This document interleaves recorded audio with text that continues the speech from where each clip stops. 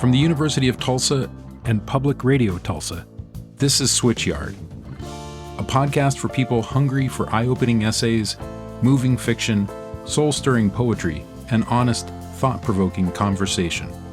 I'm Ted Genoways, editor of Switchyard magazine, and your host. Join me and our lineup of literary all-stars as we think through and hash out our world's difficult and fascinating challenges. It happens every 4 years. The national media, which is increasingly urban and coastal, descends on the middle of the country in a pitched last-minute bid to understand the mind of the rural voter. I've lived in so-called red states, states with histories of voting for Republican candidates, for most of my adult life. So I've seen this frustrating cycle repeat and repeat. The media rushes in, unprepared and lacking context, and despite the good faith efforts of quality reporters, rural America is once again oversimplified and reduced to a set of easy cliches. With that in mind, and as a kind of corrective, I assembled the summer 2024 issue of Switchyard magazine and hosted a series of accompanying talks at the Switchyard Festival in Tulsa last May. My hope is that our contributors present a richer, more complex version of rural America, or rather, multiple rural Americas. Inevitably, many of the topics are serious, but the discussions are lively, funny, searching, and driven by hope. In this live audience episode, I sit down for a riveting conversation between Timothy Egan, author of the New York Times bestseller A Fever in the Heartland, the Ku Klux Klan's plot to take over America and the woman who stopped them, and Kevin Willmott, the brilliant director and Academy Award-winning screenwriter of Spike Lee's BlacKkKlansman. They talk in eye-opening and often personal terms about the long history of racism in rural America, the recent resurgence of white nationalism, and what lessons can be learned from defeating earlier iterations of the Klan.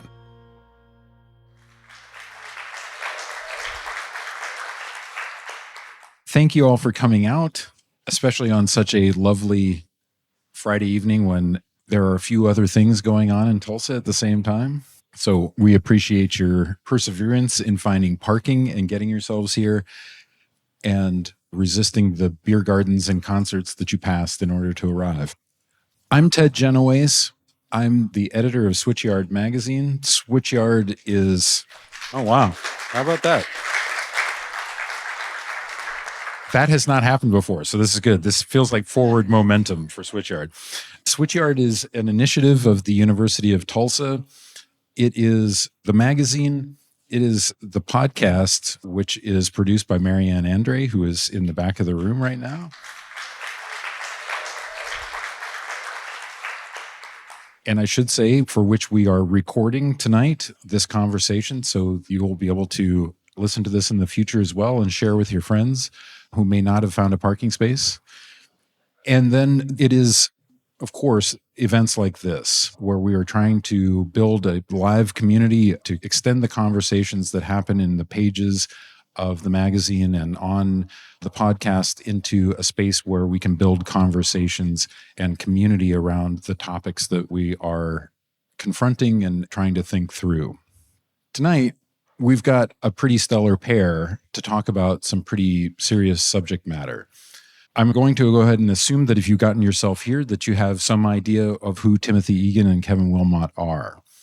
But just so that we can put context having to do with the magazine and having to do with the conversation that we're hoping to have, I'm sure you know that they have each in their own way written about the Klan and written about all that that encompasses in terms of the U.S. and the soul of the country. This also, of course, has to do with the questions that we're asking with this current issue. This question of rural America and some of the division between urban and rural spaces and the alienation that seems to have given rise to a new era of xenophobia and perhaps even fascism in America, and the sorts of hate that we have seen in the past and are confronting again. With all of that in mind, Tim, I wonder if you could start, for those of us who are arriving here and are new to your book, give us just a bit of an overview of the book and this remarkable figure at the center of the book. Well, let me just say before I start, I'm thrilled to be here with Kevin and all of you, and thank you for bringing me back to Oklahoma. I'd spent quite a bit of time here doing the Dust Bowl book, but I was out in the Panhandle. This is a different country entirely.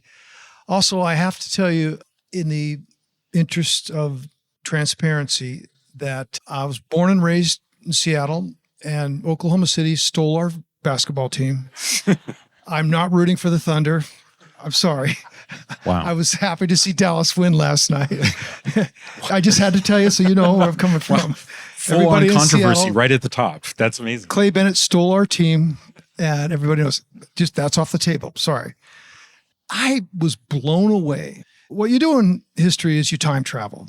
You go back and you try to live another era. What did it smell like? What did it look like? What did people do? What did they eat? So I went back exactly 100 years ago this year to 1924. It's the Jazz Age. It's Prohibition. They've outlawed alcohol in every square foot of America, except for people are drinking more than ever because they're going to jazz clubs. Jazz is flourishing. African-American music is flourishing in all these clubs. And what else is going on? It's the absolute peak of what is the largest fraternal organization in the United States and the oldest domestic terror group. The Ku Klux Klan in the 1920s had 6 million members. They had 3 United States senators, 75 members of Congress did their bidding. And in the state of Indiana, where my book takes place, the quintessential American state, 1 in 3 white males put their hand on a Bible and swore an allegiance to forever uphold white supremacy. The governor was a Klansman. The mayor of Indianapolis was a Klansman. And when the Klan was on the ballot, they voted the straight Klan ticket. So the story that I tried to tell is what happens when an entire American state gets taken over by a group that has vowed to hate a third of other Americans. Now, in the 20s, the Klan expanded their range of hatreds. As you know, they grew out of the post-Confederacy in Tennessee, which is where they started. They couldn't handle the fact that people who'd been enslaved were suddenly United States citizens. But they were largely gone by the 1870s. General President Grant doesn't get the credit for going after them, declaring martial law, really threw the book at them and disbanded them. Then they appear somehow magically in the 1920s because there's all this other stuff going on. So they expand their range of hatred. Of course, they hate blacks. They've always hated blacks. Now they hate Jews because Jews are coming to America in great numbers in the early 20th century. They're fleeing pogroms of Eastern Europe, Ukraine. What is Ukraine now? Russia. They hate Catholics. Because they're primarily Irish and Italian. And then they also hate socially liberated women, flappers.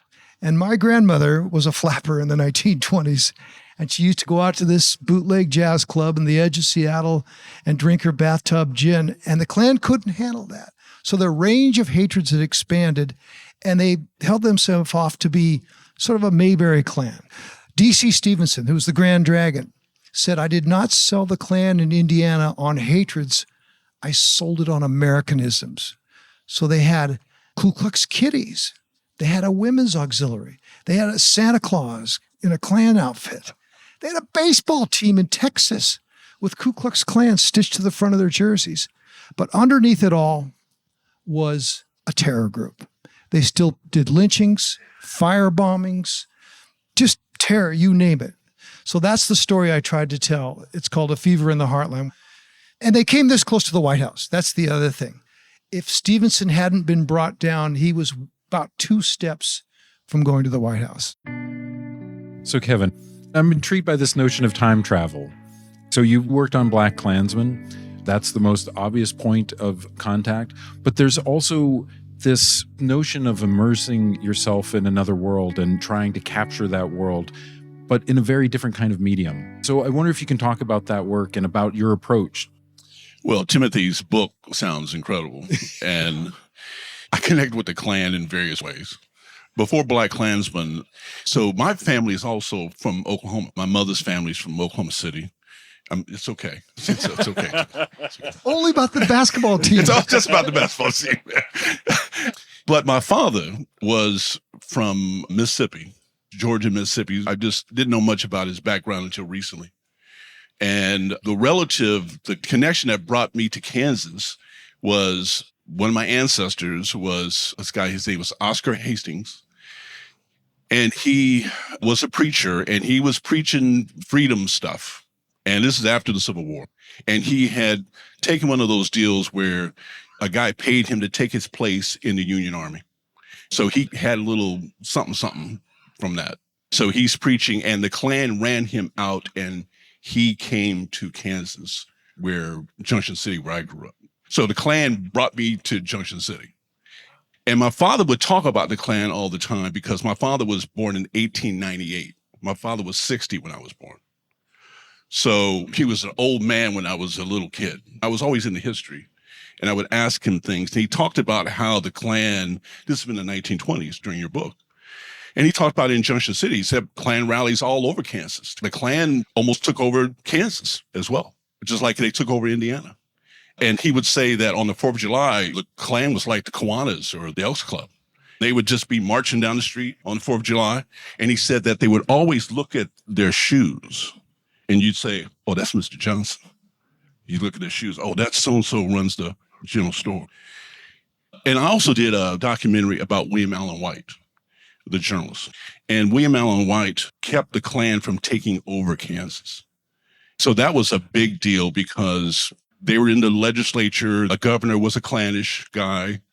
People don't understand how accepted they were. I think the best footage that you see of it is that big march in Washington, D.C. And if you ever get online, you can see it's on YouTube. And just thousands of Klansmen in Washington, D.C. marching down the street, just thousands and thousands of them in the whole regalia.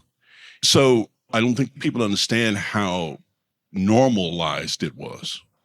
I mean, that's the shocking thing about it. It's how normal it was. So with BlacKkKlansman, to me, was an opportunity when I was an activist in Junction City, the Klan called my house one time, and Dick Gregory was leading a march with us, and the guy called and said, the Klan will be there tomorrow. And they were there, but at that time, they didn't wear hoods anymore, kind of like today. They don't wear hoods anymore. They just call themselves conservatives now. But it's the same thing. So I've been connected to the Klan in various ways for a long time. So when I got to write BlacKkKlansman, it was a culmination of all of this, that these guys had been in my house for a long time. So it was like to finally good and sit down and have a meal with them. Tim, give us a little of the history of the Klan so that we have some of that context, because this is a very particular moment in that history, and I'll let you explain. Right. I will in just a sec. I just want to pick up on a couple of things, Kevin, that was deeply resonant with everything I heard. They were not the prototypical toothless rubes. They were the pillars of society. So there was an African-American and an Irishman and a Jewish rabbi, I guess there's no other kind of rabbi, who founded a newspaper in the Midwest called Tolerance. And what they did was they would print every week the list of all the Klansmen so they could out them.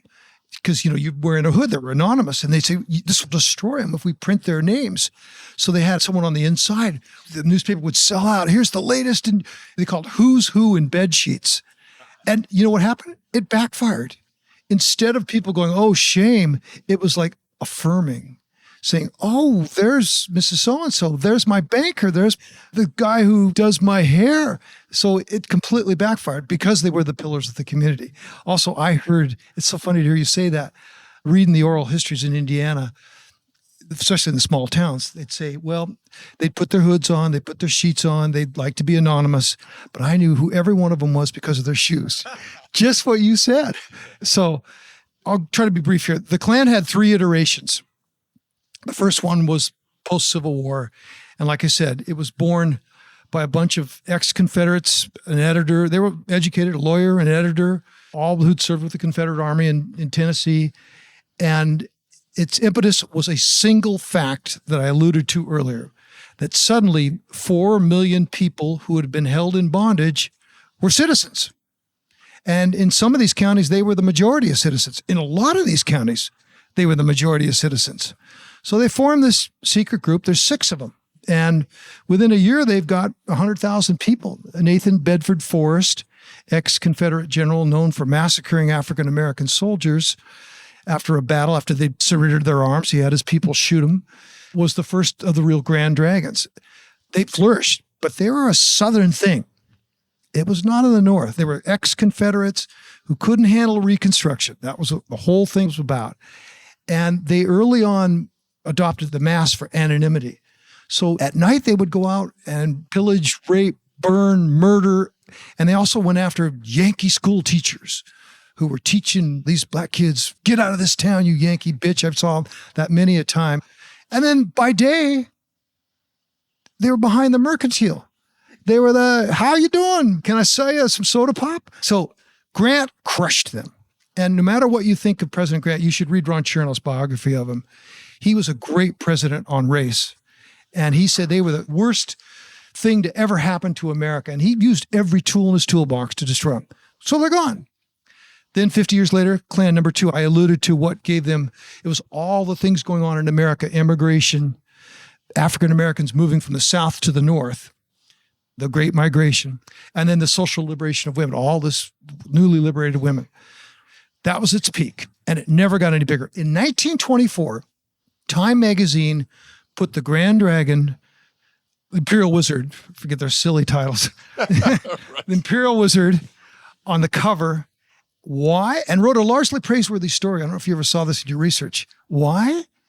Because the Klan had been the most influential organization at both the Democratic and Republican national conventions. They couldn't even condemn the Klan. There was a resolution on the floor of both conventions. Yes or no, do you condemn this as an un-American group? And they couldn't bring themselves to do that. So the Klan was at its peak in 24, and they had their eyes on the White House in 28. And again, you read my story, you'll see they were damn close to getting it. A brave woman accidentally brought them down. That Klan is destroyed by what happened in this book and a few other things. They were shown to be total hypocrites, morally depraved, sexual predators, the usual character traits you see. The leader of the Klan in Indiana, D.C. Stevenson, Grand Dragon of the largest Klan ever to see United States soil, had 200,000 people turn out to see him on 4th of July in Kokomo, Indiana. And he dropped out of this Klan plane with KKK under it, got out in his splendid robes, and everyone bowed down to him like he was Jesus. So that guy preached sexual abstinence, and he was a rapist. He preached temperance, and he was an alcoholic and a bootlegger. And he preached virtues of the Bible, and he told 10 lies before noon. So they were destroyed when their moral depravity. Then they reemerged, the one you know more about than I do. They reemerged in the late 50s, early 60s, largely in reaction to the civil rights movement, wouldn't you say? Yeah. So those are the 3 iterations. And I would say now, in the 20s, you could go before a group like this and have a microphone. There's pictures in the book, and proudly proclaim yourself a member of the Klan. You'd be standing next to the mayor or the chief of police, and a minister would be on either side of you, and everyone would applaud. Right now, if you called a press conference and said, I'm a proud member of the Klan, you'd be booed out of town. I think that's progress of a sort. That's right. Yeah. That's right. I'd just like to add to that second creation of the Klan, that the film Birth of a Nation also, I tell my students, Birth of a Nation was like the Star Wars of its time. I mean, people saw that film, and beyond no connection to the Klan, it was just like, my God, this is a whole new thing. And at the root of it, the heroes are the Klan. So imagine Star Wars and the good guys are the Klan. So that was how it was sold to Americans in 1915. Completely forgot about that. That's what really gave them their boost. 1 out of every 3 Americans saw Birth of a Nation. It was a silent film. They'd have an orchestra up front. People would pack these theaters, 500 people, to see Birth of a Nation.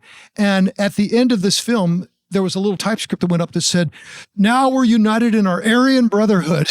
And its whole intention, according to the director, was to rewrite history, was to say that, no. The Civil War was a noble thing. It wasn't about slavery. And by the way, these Reconstructionist bastards, these carpetbaggers were horrible. There's a rape that's central to the movie, and the Klan rides to the rescue. And that director, D.W. Griffith, said, I succeeded beyond my farthest. By the way, first film to show in the White House. Woodrow Wilson's White House. Yeah. And just to add to that, the impact of that film was so huge in the sense that that line that you say that's in the film about there's a title card that says North and South united in their Aryan brotherhood. And you got to remember, after the Civil War, where I live, Lawrence, Kansas, where Quantrell burned it down every other weekend. So Missouri is a slave state. Kansas is a free state. So there's this fight going on all the time just on the border. I mean, that's kind of where the Civil War starts. So after the Civil War, you've got to get the North and South back together again. How do you get the North and the South back together again to be friends? People forget about this part of it. How do you get folks who literally, Kansas folks going to Missouri killing folks, Missouri folks coming to Kansas killing folks, how do you get them to be friends again? Well, they show them a common kind of threat. And that was Jews, African Americans, the whole list. So that's also, I think, one of the reasons why the Klan really rose during this period is because they sold this thing that reunited America based in white supremacy. So people always wonder, how did white supremacy take off? How did it become the core of American life? This is the moment that it happens. So with that first iteration, the context is easy to grasp. We're coming right out of the Civil War, formerly enslaved people who are suddenly granted citizenship. So there's that massive shift. And again, in the third iteration, as you said, the civil rights movement. The second iteration, it seems to me that the context of that rise is more complex and nuanced, and in my humble opinion is maybe most pertinent to our own moment. This question of what are the conditions that allow it to resurge? I wonder if you can talk about that some. Yeah, and it really is resonant to our age in several respects, but in this respect, you would see these signs all over the Midwest, again, which is what I focused on. The Klan in the North was larger and more powerful in the 20s than the Klan in the South. That march you mentioned, where 50,000 people openly marched down from the Capitol to the Treasury building, they interviewed everyone. Almost all of them were from the North. So you can see pictures of these shops, all these towns, big towns, small towns, would say TWK, which meant trade with Klan, and they would say 100% American. We serve 100% American. Ford Motor Company, of course, owned by a famous anti-Semite, Henry Ford, who included a Protocols of the Elders of Zion, one of the great forgeries of all time, anti-Semitic track, in every owner's manual when you bought a Model T.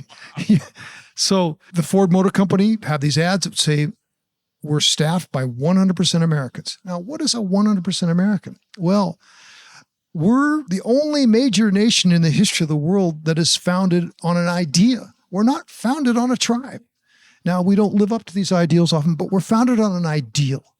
So what is a 100% American? They tried to define that as a reaction to all the tumult that was going on. There was so many immigrants coming in. There was so much social change coming in. They'd come out of the World War I traumatized. They'd come out of a pandemic, a horrible pandemic, the Great Flu, which killed 200,000 Americans and 1 million people worldwide. And then Prohibition, which Winston Churchill called the greatest insult to civilization. But that's a very Churchillian thing to say because he never went any 24-hour period without alcohol. He's drinking every day, right? And it is proven that he never went any 24-hour period without alcohol. All those things are going on. So it's modernism. It's a new America. So they're retreating. They didn't say make America great again, but they said something very close to it. They said 100% American. It was race-based, of course. It was also religion-based. So a 100% American had to be a Protestant. Couldn't be a Catholic. And you certainly couldn't be a Jew. God forbid any of these other religions. But we don't mention any religion in our Constitution. So it was anti-American in its founding. But that's what the reaction was to. So give us a little bit, like I said, the story at the core of this. There is this remarkable figure, and I think as long as we're talking about these echoes and rhymes of history, an interesting downfall that is attached to this as well, that the circumstances that help us to avert the greater disaster. So I'm always interested in the people who sometimes get written out of history, the people who live at the margins but change history. And there is a woman in this book who basically brought down the Klan. She gave her life for it. I'm not going to tell you how it happens because then you won't buy the book. I'm a good enough author to know that. But the villain, and he's a great villain, was a drifter and a con man, grew up in Oklahoma, born in Texas, married a woman here in Oklahoma, had a kid, immediately abandoned her, said, don't ever try to look me up, ditched his kid, ditched his wife, shows up in Indiana, small town, Evanston, Indiana, and he's got a gift of gab. He's charming. He says things that people want to hear. And he's thinking of running for Congress. And at the same time, the Klan is planning its first ever northern outpost right across the Ohio River from Kentucky and in southern Indiana. And it takes off. And they start in a church. They go in and they pay off this minister. The Klan shows up in its robes and comes in. They give this minister a wad of cash. He goes, this is for all the good work you're doing. And then they dash out. And this guy, D.C. Stevenson, sees this thing. And he has a little light bulb moment. He says, there's a lot more money to be made in the renewable hate of everyday Americans than there is in this whole, he was going to run for Congress. He tried a bunch of other crap. He was a music man of hate. He went from town to town, bounced around. And within 3 years, he owns the state. He's worth $10 million, and he's got 1 in 3 white males to put their hand on a Bible and swear an oath of white supremacy. He owns the governor. He entirely runs the state. Goes from drifter to this in 3 years. This is the guy who, on the 4th of July, drops out of the plane and everyone bows down to him. And is a rapist, is a sexual predator, the most awful human being you could think of. His mother, who's working as a waitress here in Oklahoma, hears that he's famous and writes him begging for some money. She's just living here in Oklahoma on tips, tells her to F off. He's a horrible person, but he's got this great ability to say things that people want to hear, and it allows them to blame other people for their problems. So it's the Jews, it's the blacks who are coming here. It's these Catholics and their loyalty to the Pope. It's these damn women who aren't like the earlier gals. He packages all these grievances into an easy to read idea that America was simpler and it was a unit of Protestants and whites. And he does it in a really brilliant fashion. And he's sort of like a Wizard of Oz. He calls himself the old man, and he only appears at certain times. And he has this newspaper that circulates all over the Midwest, signed by the old man. It was a cult, a clear cult. Does this remind you of any? I'm going to let Kevin do that. Yeah, I was going to say, I mean, the thing that hits you is in so many of these guys that were, especially in the 30s and 20s, when all this was rising up, they're all con men. And at the core of it, it's always the con, because that's why they do it. The money that they're going to make, it's the power and control that it provides. And everybody else is just a pawn in the midst of their game, right? And the other part of it is that I think when you talk about all of this, it really hits you about the rural and city element of it. Because the rural and city element of it is the divide today, right? That's the division today. And city folks are different than country folks. And country folks don't understand city folks, and city folks don't understand country folks. And they listen to a whole different media than city folks do. And they get total different information than city folks do. And country folks think that city folks think that they're better than country folks. And all of that, it's always there. And your guy clearly is taking advantage of that. And that's how you get those numbers, because folks are, when I drove up here from Kansas and you drive through these small towns and you see how there's no economy in those small towns. And all of them are the same things in Kansas. There's no economy there. There's no industry there. There's no place to make a living. There's no way to make a living. If you have some kids and they graduate from high school, they got to go because there's nothing here for them. And that whole divide, that whole kind of thing that is there all the time is what these guys fed on. And it's what they still feed on now. And it makes that divide between city and rural, it just makes that gulf, the gap just expands from that. At the core of it, they manipulate it based on the hustle. They don't try to look at these situations and go, how can we come together and get a common understanding so we can deal with this problem? Because it's a problem. When you don't have an economy in your city, in your town, and your town is dying, how many towns do you guys know that have literally died? I mean, there's towns in Kansas where they'll give you a house if you just move there. Literally, it's like, I've been wanting to write a movie about this. City folks say, let's go to one of them towns where everybody's giving away houses because we can't get a house in the city. So let's go out here to low place land and get one of these. So anyway, then when you describe it, it speaks so much to exactly how the divide is being manipulated today. If I could just follow what Kevin said, D.C. Stevenson, the awful person at the center of this book, I don't even think he believed most of what he said. He would give these long speeches about eugenics and how the Italians' foreheads are bigger. And if you look at the skull of someone from the Southern Mediterranean, that shows they're stupid.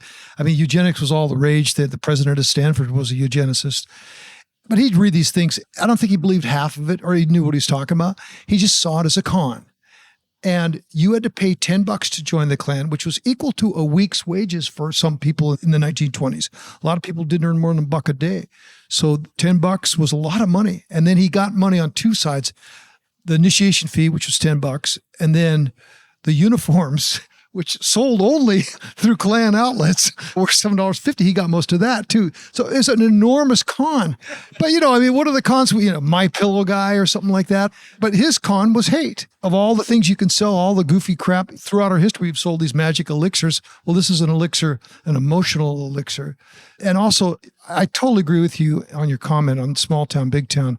My last big time in Oklahoma was the Dust Bowl book. And I spent all this time in the Panhandle where every one of these towns is holding on by a thread. Old folks, if you're young, you're gone. Usually the high school's closed.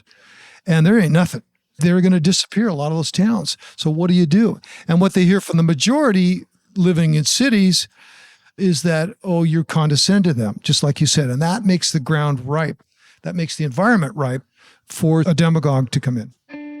And I would say exactly to that point, I mean, when you ask the question, where is the attempt to try to rectify the economic problems? Politically, you don't have to find a solution for the economic problems if you can substitute it with a feeling that simply by your presence and staying there in that place, that you're the real America. And hearing that language that's used explicitly, to me, that's a direct echo of 100% American. America First. That was during the same period as when that term first came out, America First.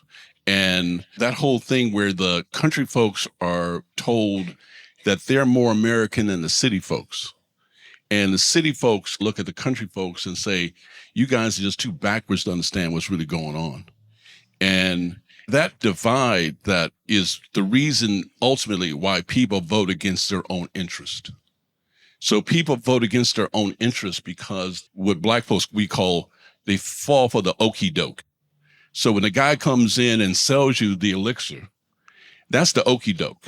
So you fall for the okie doke and you don't know that this guy's making you not think about what you need personally for your life to be better. What he does is he makes you think about how much you don't like this other guy over here and how you don't like this other woman. And this guy thinks he's better than me. And then these social issues that have nothing to do with your life, they become the focus of your life. And the things that should matter to you, which is, my kid can't find a job here in town. They just closed the only grocery store we had. We can't buy groceries here now. I've got to go to a neighboring town to buy groceries. Those kind of things, you become ambivalent to them because you're focused on some nebulous threat from another planet, in essence. So that's the thing, that the more you understand about what's happening in the 20s and the 30s, with William Allen White, Democrats and Republicans were both catering to the Klan in Kansas. And William Allen White ran for governor specifically to stop the Klan because he didn't want Kansas to become Klansas. He called it Klansas. And a little quick side you'll find amusing, and you know about this. There was a doctor by the name of Dr. Brinkley in Kansas, who was a so-called medical doctor. He's a quack. But he took goat glands and he said that removing goat glands and putting them in fertile and impotent men was the Viagra of the 1930s. So he was doing operations in Kansas, in Milford, Kansas, right outside where I grew up, where he's putting goat glands in people. And they're thinking they've got the Viagra of the day. And this guy was huge. So you got him and Father Coughlin and all these guys who are these Rush Limbaughs of their day. And he had a radio station at that time that could cover the entire country. It reached all the way from Kansas to Texas border. And he ran for governor based on an anti-Semitic kind of platform. And that's the thing with these guys. When William Allen White specifically went after him to try to stop him, and ultimately he took that whole crazy goat gland thing and then used it to become a political figure and then used it to sell hate. And that's the hustle thing with all these guys. And amazing, William Allen White, through his writings, which are fantastic, ultimately Kansas, largely at his urging, became the first state to outlaw the Klan. I mean, they took away their whole license to exist as an organization. They saw their free speech rights, but he took away their license in that, largely because of White stuff. One more thing, quick sidebar on this rural urban thing. So again, spending all this time in the Panhandle 15 years ago to do the Dust Bowl, I'm telling you, almost everyone I talked to was in their 90s, mostly women, because women outlive men and women are better talkers too. They tell better stories. The guy just says, no, you wouldn't understand. And women go, oh, well, let me tell you about it. I saw in these dying towns all over the Panhandle, in more than a handful of places, a portrait in the living room of FDR. Franklin Roosevelt was a dandy from the Hudson River. You know, his little cigarette holder. But because he spent a year on his back with polio, he famously said, when you've spent a year not being able to move your toes, you understand how other people live. And that changed him dramatically from this scion of this great family into someone who understood. And do you know what Oklahoma voted for in the 32 election and then 36? Almost 70% Democrat for Franklin Roosevelt. They felt like they had a connection to him, and he felt like he had a connection to them. The end of my Dust Bowl book has a scene where FDR shows up and everyone turns out. It's the opposite of the D.C. Stevens Klan thing. He says, I'm not going to let this state die on my watch. Other people in the city said, screw them. They're a bunch of idiots. It's their fault. It's the rare politician who can bridge that. And Roosevelt, on the surface, was this elite city guy, but he understood the problems of certain people. And so I was always amazed when I'd go into these houses in this reddest of red state, Oklahoma, and there's old FDR on the wall. Yeah. And that's such a great point, because the FDR, he dealt specifically with the Southern poor. He gave the Southern poor from the WPA and all those programs. That's how they got electricity in the South. They didn't have electricity in the South until FDR. So he just revolutionized the South. And that's why you have the Southern Democrat, because those guys all grew up and benefited from those programs that FDR created. And then it's not until the third birth of the Klan, late 50s, Truman integrates the military. Black and white soldiers are going to be in the military now together. And first Civil Rights Act. And then you get the Southern Democrat, and Strom Thurmond creates the Dixiecrat. He creates the Dixiecrat. And people say, well, because black folks were Republican because of Abraham Lincoln. So black people were Republican because of Abraham Lincoln forever. And then it's not until FDR that black people start to sway toward the Democrats. But the Southern Democrat was also the Klan, the Jim Crow. And the Dixiecrat thing was specifically where they came in and said, we're going to stand up against this new civil rights thing. And then ultimately it became when Martin Luther King is in prison, they're holding him in prison, and they're worried that they're going to kill him. And Cloretta goes to Kennedy and goes to Nixon and says, you got to get him out of here before they kill him. And Nixon ignored her. Kennedy got him out. And that's when black folks shifted all the way to becoming Democrats. So when people say they don't understand why people have their political affiliation, it's little things like that. It's these politicians that know the moment that people are looking at them to do something decisive, and then they do it, and it works, and the whole group shifts that way. So, Kevin, I wanted to ask about a specific thing that happens. So, BlacKkKlansman, as people may know, is you talk about that third iteration. It's about an infiltration and bringing down of the third iteration of the Klan. But lest we have an opportunity to read that as a triumphant narrative, at the end, there's this shift to documentary footage of the Unite the Right rally in Charlottesville. First, I would love to hear about the thinking in doing that. But then, of course, when you talked about at the outset that the Klan still exists, but without the robes, I mean, that seems to be very clearly the implication. Yeah. So basically, David Duke figured out a little quick story. So when I was in college, a little small Catholic school in Kansas, Marymount College, and I was president of the student body. And David Duke had sent me this form letter. And at that time, he was head of the NAAWP, National Association for the Advancement of White People. So he wasn't a Klansman anymore. So when I'm working on BlacKkKlansman, I remember that. And I actually kept that letter that he sent me because I just knew it was so crazy. I need to keep this. So I'm working on it. And so much a part of what we try to do in BlacKkKlansman was show how the new thing that's happening now that is without the robe, but it's all talking about the same thing. The threat of those liberated women, the threat of the immigrants coming, the threat of blacks and their whole thing, and the Jews are always manipulating these blacks. That whole thing that started way back then is still speaking and feeding off things within us still very much today. And you got to really be very careful because you don't know that you're connecting to some of that stuff. And now it's transcended race. It's not just white people that fall for that stuff. Black people fall for it now too, because people don't know the history. And because people don't know the history, they fall for this stuff. So what we tried to do was just show from the 70s story how it's still connecting to today. That was Spike that decided to put the tag on the end of the footage. And we always said that David Duke and Donald Trump wrote themselves into the movie. I mean, we didn't write them into the movie. They wrote themselves into the movie. I mean, Donald Trump is there and he's saying, David Duke is at Charlottesville. And he's saying, Donald Trump, my leader, is doing X, Y, and Z. And Donald Trump is saying, there's good guys on both sides. There's good Klansmen over here. And there's, so you can't make that stuff up. So we could not have not put that in the film.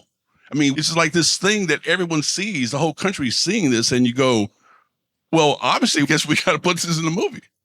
So it kind of paid off everything that we were trying to say in the movie, in a sense that we were trying to say that this ever creeping evil that's always out there, now it's not in the back room anymore. It's not creeping anymore. It's walking quite strong in the daylight now. And it's very much like the world that you talk about in your book, because it's broad daylight. It's the businessman that you know. No one's afraid to say the quiet part out loud now. And we seem to tolerating that, which is really scary. Yeah, to pick up on what you said, hatred always needs an other. Now, I did a book on my ancestors, Irish Americans, who were the first immigrant group to be hated because there was a party called the Know Nothing Party, which in the 1850s was the second most powerful political party of the United States. And their whole thing was to keep these damn Irish from becoming citizens because they were dirty, they were clannish, some of them spoke Gaelic, they were Catholic, they drank too much, they were promiscuous, go on and on and on. They weren't Americans. And then we've seen that iteration in every wave of everything. The Italians got it in the 1920s. Jews got it in the 1920s. Blacks got it from the beginning. The carryover of all those is as long as you have an other, someone you can point to. So the Know Nothings Party it's this damn Irish. Then they had proved themselves in the Civil War through the Irish Brigade that they would die for this country. So you need that other. The other thing I just was thinking, listening to you, I was a New York Times reporter for 30 years. I wandered all over the country. I was a roaming national correspondent. I went to more small towns. I went to every county in the West. And I always believed that democracy was stable, that our institutions would hold, that the guardrails were there. I mean, I covered these Looney Tunes militia groups in Montana. They were just a bunch of morons, didn't have social media to amplify them. They never had power. And then I read about Stevenson and researched Stevenson in my book, and we came this close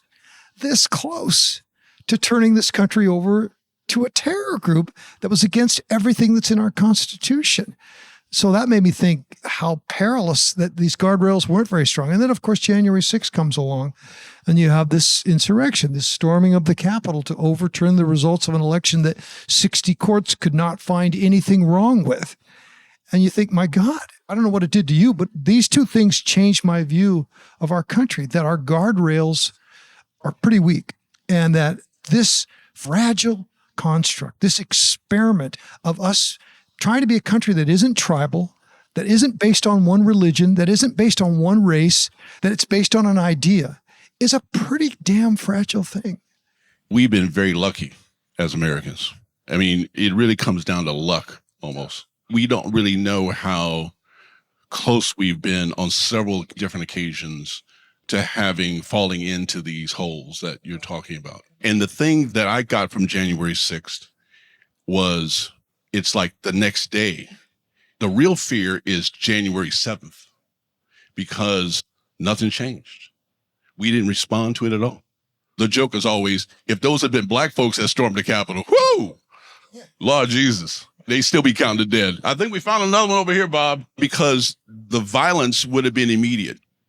And you can't deny that, because we see it in riots all the time. The violence is immediate. I mean, even look at how they treated those kids at the protests at the colleges. Look at the difference between that and between the way those kids are being treated and the way the January 6th people, how long we sat there and watched them do that, break the windows, go inside, bring the Confederate flag inside the Capitol. That didn't even happen during the Civil War. Then it happens now. And no one seemed to be able to say, hey, wait a minute.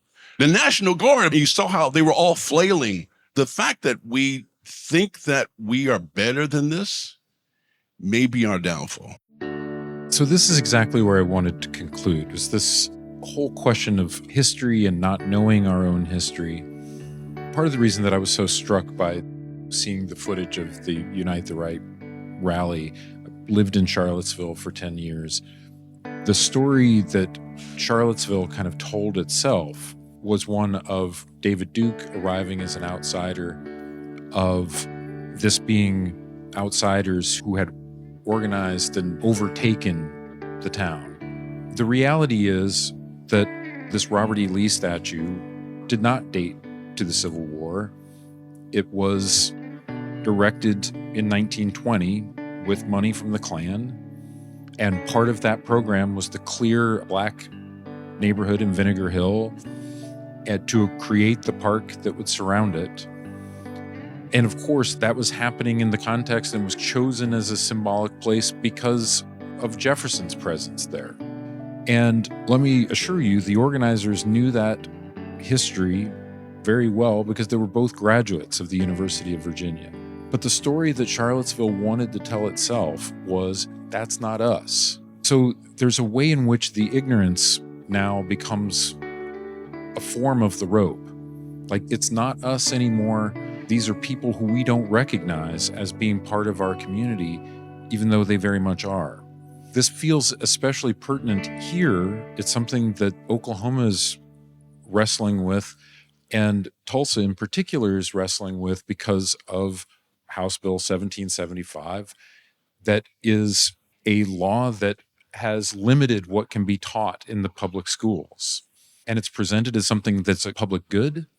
It's presented as not wanting to make students feel discomfort or anguish, to have to confront issues of race or gender.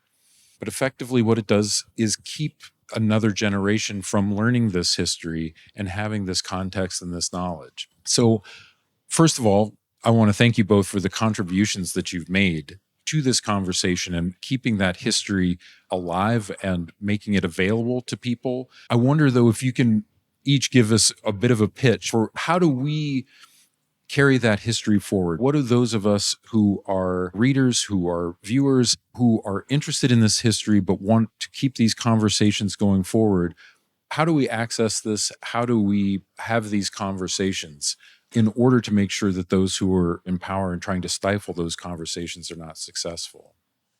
So I worked with Ken Burns doing a documentary on the Dust Bowl, and Ken's been speaking out on this quite a bit, this issue, the last couple of years. And it's a very simple message. And I agree with him 100%. We shouldn't be afraid of our history. History is neither all bad or all good. It just is. Shit happened. And the more you know about it, the more powerful you are, because you can change things. Not just that you can change things, but you're historically literate. You understand it. We shouldn't be afraid of stuff that makes us feel bad, because every one of my books, there are good people. In this Klan book, there's a remarkable woman who turns the tide. There's the head of the NAACP, James Weldon Johnson, who was a great songwriter, Broadway composer, comes to Indiana and says, we've been the most loyal Republican voters, like you said, since Lincoln. And damn it, we're going to vote Democrat if you don't change this thing here. There was this Irish American who ran the newspaper. There was all these people who stood up and were heroic. When you teach that bad, you teach that good. And in the know-nothing period, there were people who stood up and said, no, this is not what we're about. So you understand the heroes if you see how heroic they truly were. But if you don't give the context to that, people can't understand it. Nor can they see these currents when they reappear. So the thing I referenced in the know-nothing period is a current that goes in and out, in and out, in and out. And if you understand that, you'll see it when you see it live in real time. And again, what do we want? Do we want a smiley button version of history? It was all just hunky-dory. Do we want to live a lie? And nor do I believe in the other side of it either. I'm not a fan of, oh, America sucks, it's all terrible. No, it's a great, complicated story. Like our families. It's messy. Stuff contradicts each other. They're the most lovely, loyal people, and they're just assholes. I mean, sorry. That's history. History's original word is his story. So anyone who's afraid of teaching this history is doing a disservice. It's like teaching someone how to drive before they get a driver's license and then not telling them about one-way streets or something. Well, I'm going to teach you about green lights only. So the history you have here in Oklahoma, the hardest thing of all to tell, the Tulsa Race Massacre, like the Klan in Indiana, was never taught. You open up any newspaper from the 1920s, as I did, and there's banner headlines, Klan to march on 4th of July, Klan burns cross, all this stuff. And everyone in Indiana, all the notes I get is, I never knew a word about this. So why are we afraid to teach that? Is it going to make us feel ashamed? I don't feel ashamed. I'm not afraid of this country. I'm a proud American. I'm positive about it, but that's because I understand our history. I know we generally get through this stuff. That's my best pitch. I'm sorry. No, that's a pretty good one. I would just add that I love what you're saying, Timothy, because one thing I've been saying a lot in the last few years is that to be an American is to be uncomfortable. So the more uncomfortable you are, the more American you are, because they're using that whole thing of discomfort against us. So the whole thing about banning books and can't talk about this in school, all that comes out of, I'll tell you a real quick story. So when I was in high school, had a teacher who didn't know what she was doing. We were reading Huck Finn, and Huck Finn's got a bunch of N-words in it, right? So one day she had nigger, and negro on the blackboard, and she asked all of us, so what do these words mean? And there was only a couple black students in the class. So, and then we wrote it, and then we had to put our names on it, and she read it out loud, and a lot of bad stuff was said. So the next day I wrote white boy, peckerwood, and cracker on the blackboard.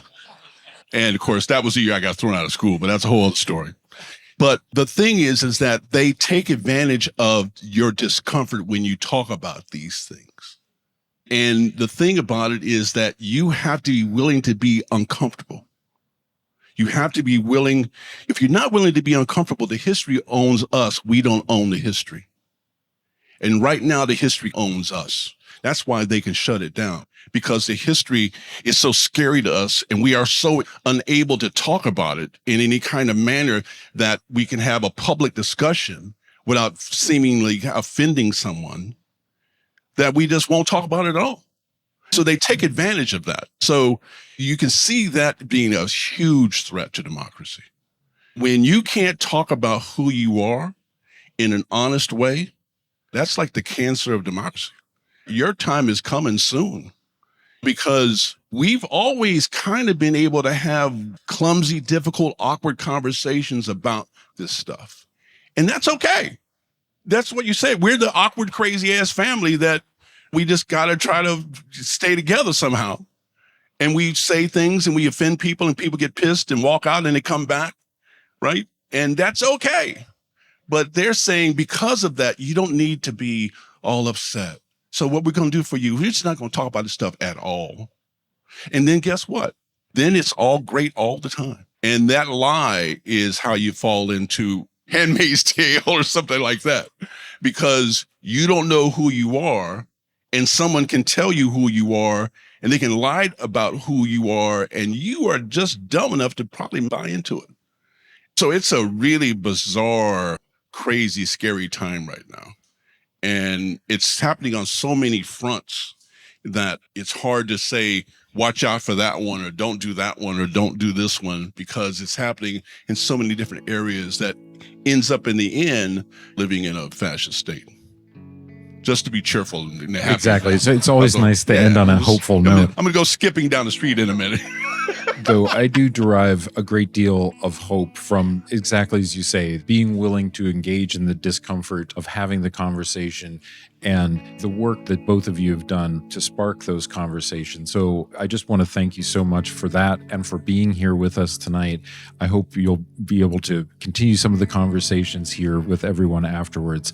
Again, please join me in thanking Timothy Egan, Kevin Willmott, and thanks again to all of you for coming out. Thanks for listening to Switchyard. I'm your host, Ted Genoways. If you liked this episode and you want to support our podcast, please share it with your friends, post about it on social media, and leave a rating and review.